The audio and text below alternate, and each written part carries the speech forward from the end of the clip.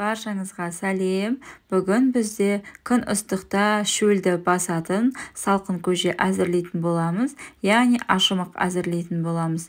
Ең алдымен суымызды отқа қойып, үстіне жақсылап жуылған арпамызды салатын боламыз.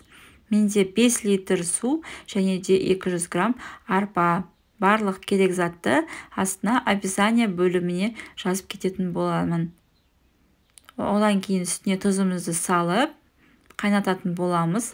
Қайнағаннан кейін бетіндегі көпіршіктерін алып, арпамыз жақсылап жарылып пісу керек. Ол үшін баяу отта пісіретін боламын. Мен 1 сағат пісірдім. 1 сағатта арпам осылай жарылып пісті.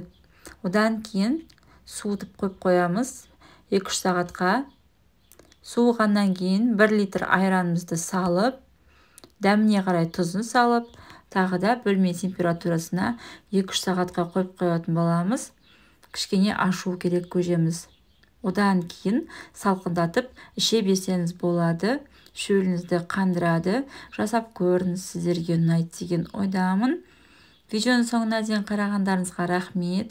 Менің каналыма тіркеліп, лайк басып, пікір қалдыра кетсеңіз, сіздермен болған мен Айдана.